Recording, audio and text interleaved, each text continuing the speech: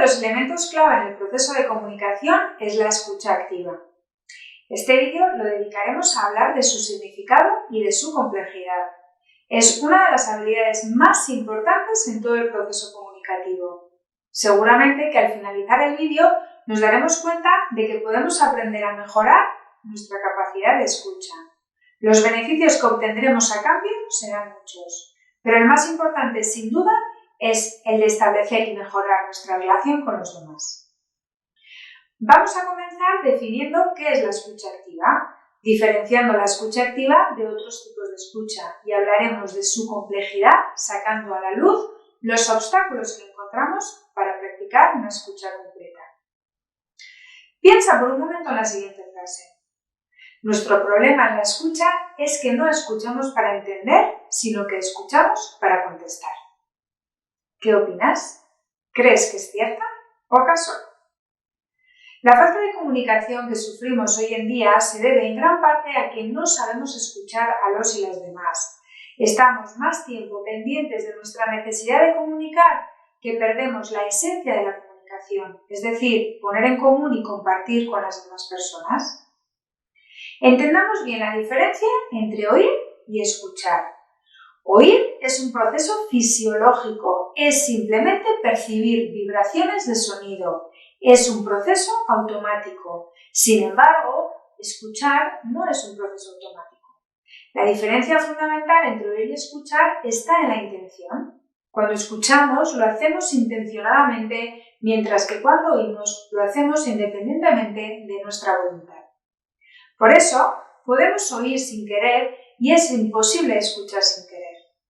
Escuchar es entender, es comprender o dar sentido a lo que se oye. Según lo dicho hasta ahora, ¿cómo definimos entonces la escucha activa? La escucha activa significa escuchar y entender la comunicación desde el punto de vista de quien habla. Es la capacidad de recibir y atender, interpretar y responder a los mensajes verbales y no verbales de la persona que habla.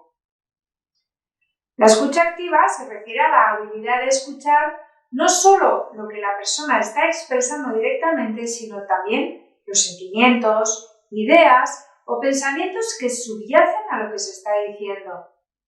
Para llegar a entender a alguien se precisa asimismo cierta empatía, es decir, saber ponerse en el lugar de la otra persona. La escucha puede tener, por tanto, diferentes niveles. Escucha superficial. Una persona habla y la otra persona no le escucha porque no le interesa nada lo que está oyendo. Podría ser, por ejemplo, una clase aburrida o una conversación que no te interesa para nada.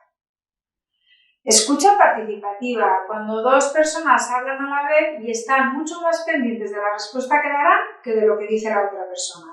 Muchas conversaciones del día a día. La preocupación está más en contar nuestra propia historia que en escuchar la historia de otras personas. Escucha atenta. Aquí ya somos capaces de realizar un resumen completo de lo que la otra persona ha dicho. Hemos prestado atención. Y por último, la escucha completa o empática. Además de las palabras, captamos los sentimientos y las emociones. Somos capaces de leer el lenguaje no verbal y todo esto es lo que nos ayuda a conocer y a entender mejor a la otra persona. Daniel Goleman, en su libro Inteligencia Social, lo expresa del siguiente modo. La escucha verdadera me obliga a sintonizar con sus sentimientos, permitiéndole expresar lo que tenga que decir, de un modo tal que la conversación siga el rumbo que ambos decidimos. Y cuando este tipo de escucha se da en ambas direcciones, se establece un auténtico diálogo en el que los participantes adaptan sus comentarios a lo que el otro siente y dice.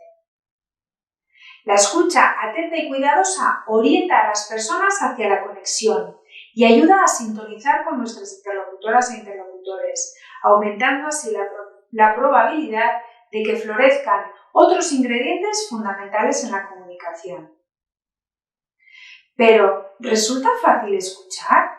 ¿Cuáles crees que son los principales obstáculos en la escucha?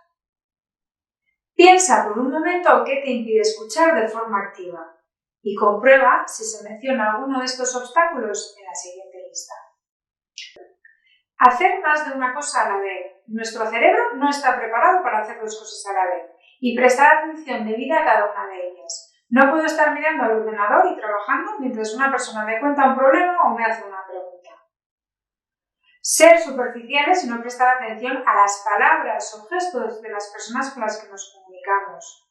La comunicación no verbal es especialmente relevante y muchas veces se nos pasa desapercibida. El cansancio es un enemigo de la escucha. Fingir que escuchas cuando no lo estás haciendo. La tentación a dar la solución u opinión a lo que la otra persona nos cuenta.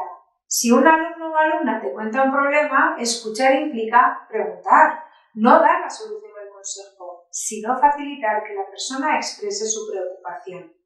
Sin embargo, muchas veces nos creemos personas expertas que podemos dar consejos y soluciones porque tenemos todas las respuestas. Esto no es escuchar. Convertirse en protagonistas de la historia que alguien comparte contigo. Ten en cuenta cuántas veces contestas a una persona con la frase «a mí también me pasó algo similar» o «yo también» y comenzamos a contar nuestra propia historia. La tentación a cambiar de tema, acabar las frases de la persona que habla. Rechazar lo que la otra persona siente con frases como «que eso no es para nada», «bueno, venga, no te preocupes, que ya se te pasará».